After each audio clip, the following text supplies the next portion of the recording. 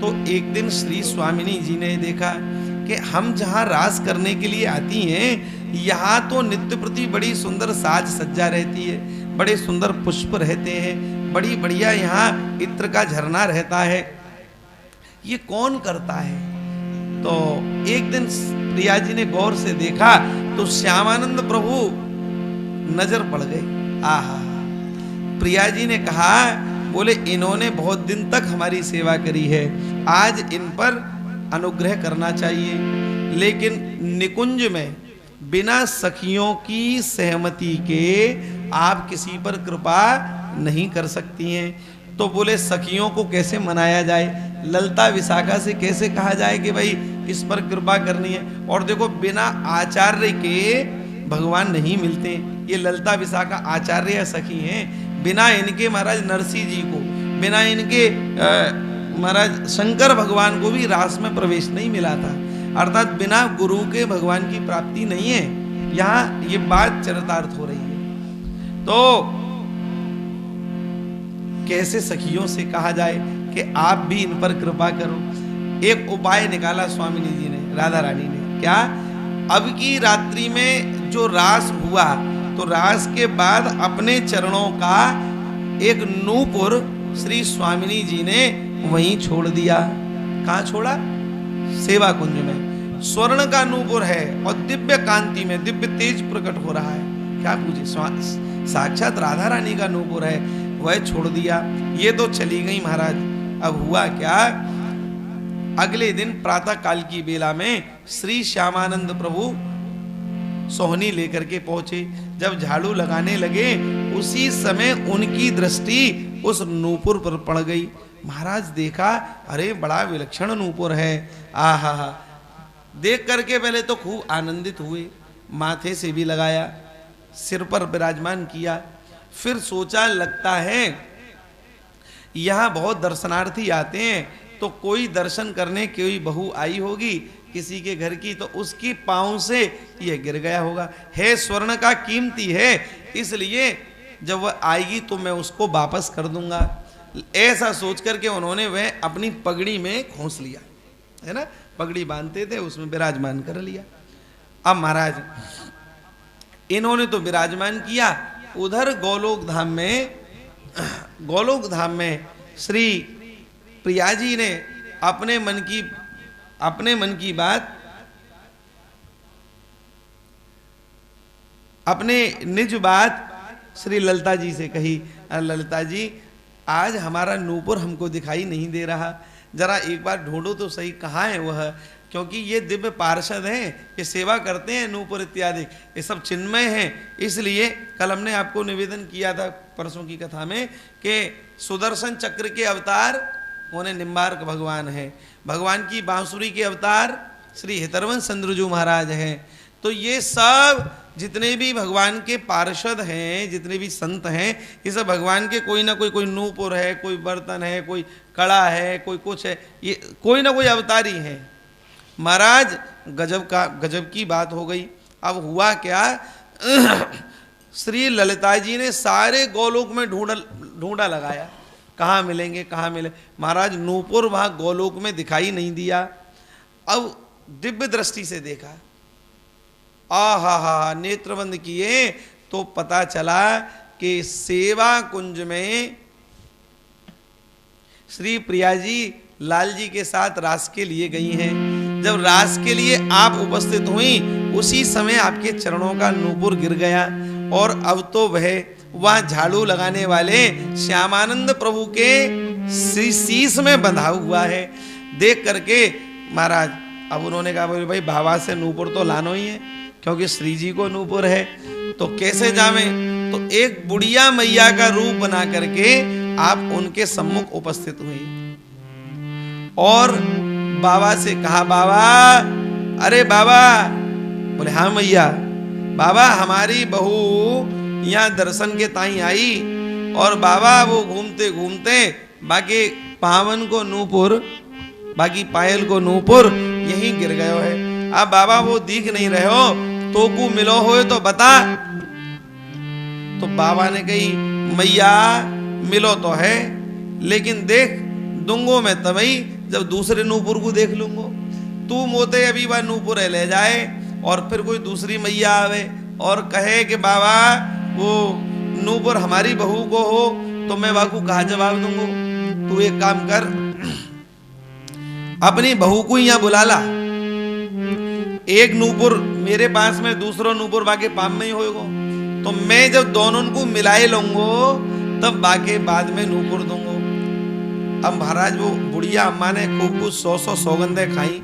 बाबा वो मेरी बहू है, बाबा मैं तो कुछ सौगंध खाए। मुन्ना ना हमें सौगंध दे मतलब नहीं है, बहू को लाओ। और ये प्रेरणा, ये बुद्धि कौन बना रहा है? जिनको कृपा करनी है, जो निष्काम है, उनके लिए स्वयं परमात्मा आतुर रहता है।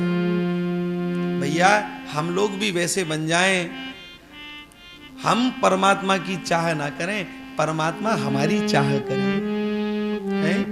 वो बात असली बात है। हम उनको चाहें, उस दिल्लगी में, उस प्रेम में आनंद नहीं, वो हमको चाहे। कबीरा मन निर्मल भया, जैसे गंगा नीर,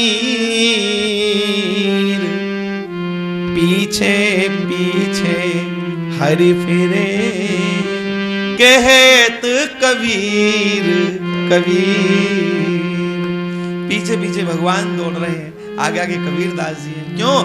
अरे मन निर्मल हो गया साहब। अब भगवान को बुलाना नहीं, अब तो वह माही मेरे श्याम लग्यो संग डो। अरे जेत आऊं तित, जेत जाऊं तित, आढ़ोई आवे,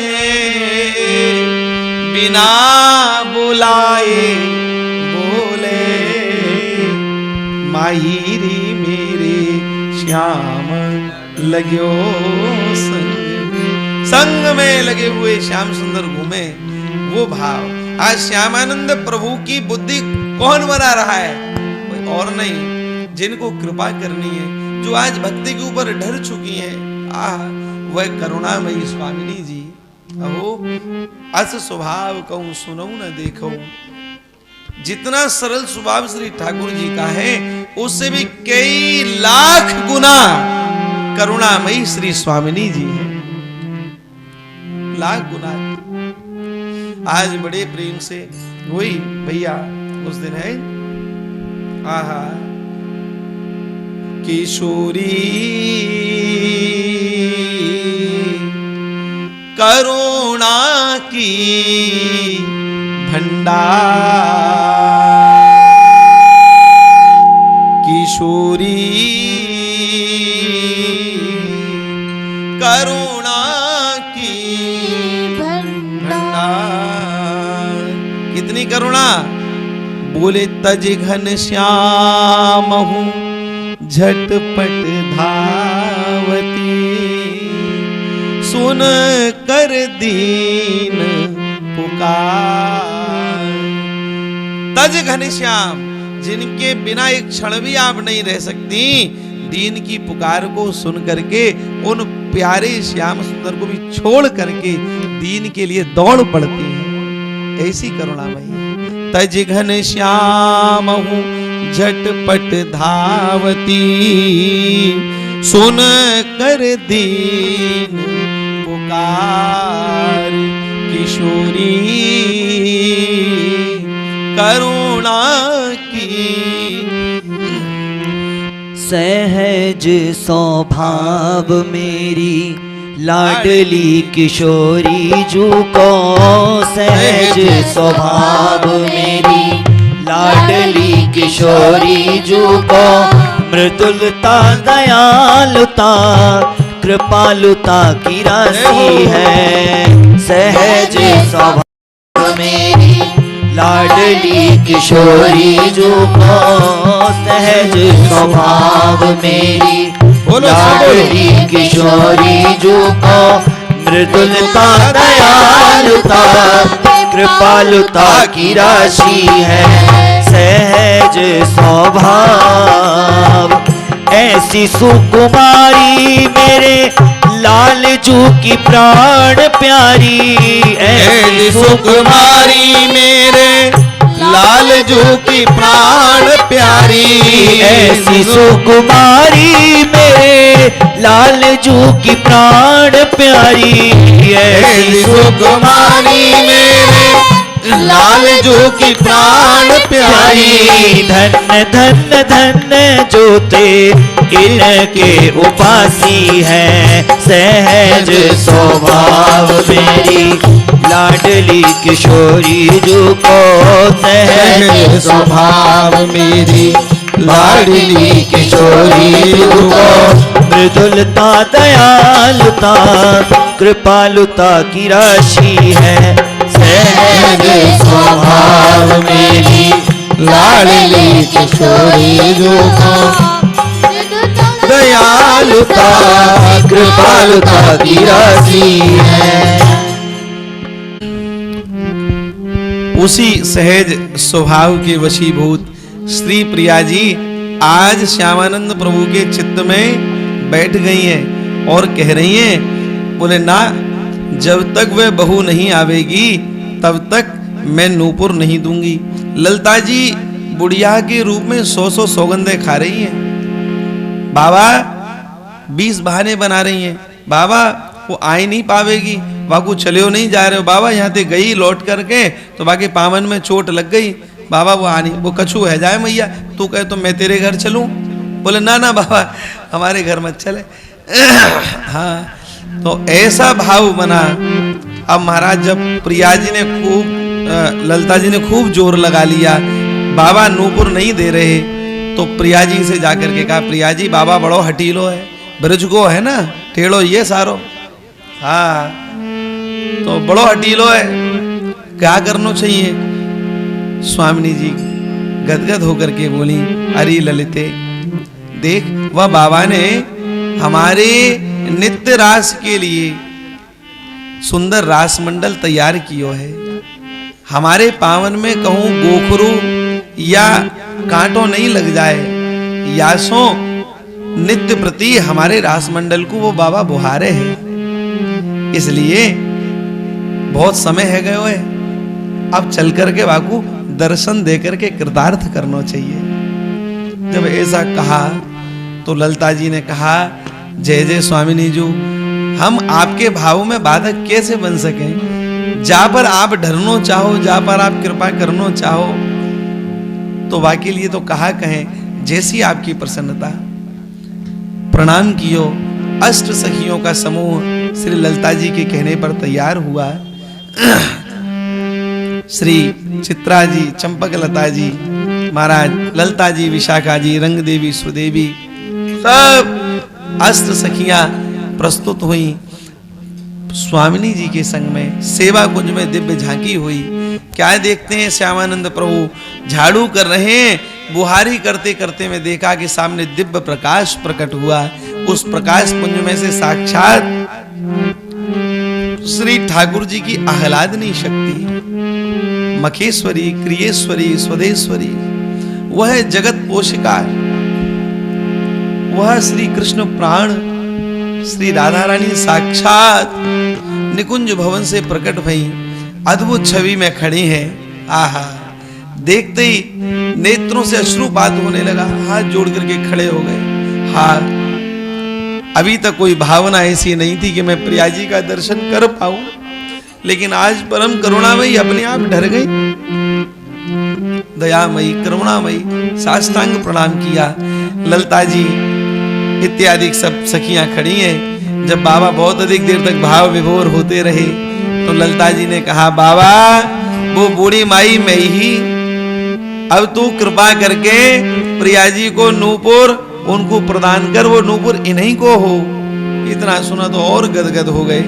हाँ, ये नूपुर इतने दिन, इतने समय मेरे शीश पर विराजमान रहा। हाँ, मैं धन्य।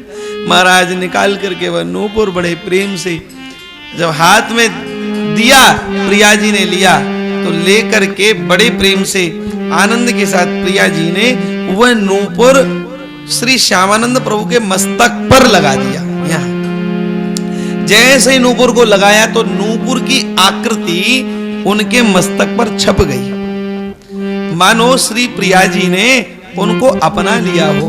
अपना करके कहा, बोले अब ये नूपुर की छाप प्रत्यक्ष प्रमाण है कि मैंने तुमको दर्शन दिया। और उसी समय एक अपने हृदय कमल से प्रकट श्री विग्रह को दिया। बोले यही श्याम सुंदर है, इनकी सेवा करना। दे करके प्रिया जी नित्य धाम को गई। महाराज इनके मस्तक पर छाप लगी हुई है। और ये जब अपने गुरुदेव श्री हृदयानंद जी के निकट पहुंचे तो गुरुजी ने देखा, अरे भाई लगता है मनमुखी हो गए हो। क्या हुआ गुरुदेव? अरे जो संप्रदाय की हमारे छाप है, तिलक है, उसको मिटा दिए और कोई नई छाप लगा ली। तो हाथ जोड़ के गदगद कंठ से कहा, गुरुदेव मेरे ऊपर श्री स्वामिनी जी ने कृपा करी है, वह पधारी, उनका नूपुर मुझे प्राप्त हुआ। पूरी घटना बताई और मैंने जब नूपुर दिया तो उसकी छाप मुझको प्रदान। क्या? नहीं नहीं, ऐसा नहीं हो सकता, झूठ बोलते हो, हैं? मनमुखी होकर के असत्य भाषण करते हो। जाओ थोड़ा कठोर होकर के धो करके आओ इसको, कठोर होकर के धो करके आओ इसको। अब महाराज इनसे कहा तो ये दौड़ करके गुरु आज्ञा मान करके धोने गए। अब खूब धोए, अब धोए तो वो छूटे ही नहीं, क्योंकि वो तो अमिट छाप श्री जी ने प्रदान कर दी। खूब धोया पर नहीं। वापस आए, गुरुदेव असमर्थ हूं गुरुदेव, ये जा नहीं रहा। अच्छा अब इतना कठोर हो गए हो कि हमारी आज्ञा का पालन नहीं करते, चलो हम धोएंगे। अब महाराज गुरुजी गए। गुरुजी तो बेचारे संप्रदाय के चक्कर में बंधे हुए थे, तो गए और जाकर के उन्होंने खूब धोया, प्रयास किया और गुरुजी से भी नहीं छूटा। इतना रगड़ने लगे गुरुजी कि माथे से रक्त की धार बहने लगी। महाराज जब रक्त की धार बही तो सब वैष्णव देख रहे थे। कहा, हृदयानंद जी बस अब आप रहने दीजिए, लगता है ये प्रमाण मिल गया, ये श्री स्वामिनी जी ने ही अपनी छाप इनको प्रदान करी है, इसलिए अब ज्यादा प्रयास मत करो। महाराज अब तो हृदयानंद जी बड़े ग्लानि में भर गए। हाँ, मैंने श्री प्रिया जी की कृपा पर संशय किया, मुझे कैसे वह क्षमा करेंगी। फिर बाद में सब वैष्णवों ने कहा क्षमा का एक ही केवल उपाय है, और वह यह कि अब चूंकि तुमने वैष्णव का अपराध किया है, प्रिया जी का अपराध किया है, इसलिए एक काम करना पड़ेगा। क्या? बोले अब तुमको दंड स्वरूप 12 दिन तक संतों की पंगत भंडारा और 12 दिन तक संकीर्तन का समाज करवाना पड़ेगा। तब से मारा। अब ऐसा जब कहा तो हृदयानंद जी स्वीकार करने ही वाले थे। उसी समय श्री श्यामानंद जी, हृदयानंद जी गुरु है, श्यामानंद जी आगे बढ़ गए। बोले ना ना, हमारे गुरु जी नहीं करेंगे, इस दंड को तो हम ही स्वीकार करेंगे। और उन्होंने फिर वह दंड अपने ऊपर स्वीकार किया। 12 दिन लगातार महाराज उत्सव हुआ। संतों का दंड भी ऐसा ही होता है जो कल्याणकारी होता है। संत ऐसे थोड़ी नहीं करते कि लाओ जी 1 लाख रुपया हमारे बैंक अकाउंट में जमा कर दो, ना ना, दंड स्वरूप कल्याण हो उनका, ऐसा दंड दिया है। तब से और आज तक भी वहां दंड महोत्सव मनाया जाता है श्यामानंद प्रभु का। ये जो अपने है ना राधा दामोदर मंदिर के पास में है श्री श्याम सुंदर मंदिर, राधा श्याम सुंदर भगवान, तो वो वही विग्रह छोटे वाले जो राधा रानी ने श्री श्यामानंद प्रभु को प्रदान किए थे। और मंजरी की स्वरूप आप हैं। महाराज बड़े प्रेम से जब वह नूपुर प्रदान किया श्री स्वामिनी जी ने, तो वो नूपुर की सारी छाप इत्यादि की कथा भी वहां सब विराजमान है। आप लोग दर्शन करके आवे, आपको बड़ा सुख प्राप्त होगा। बहुत अद्भुत स्थान है श्यामानंद प्रभु का। तो हृदयानंद जी दंड महोत्सव आज भी वहां मनाया जाता है।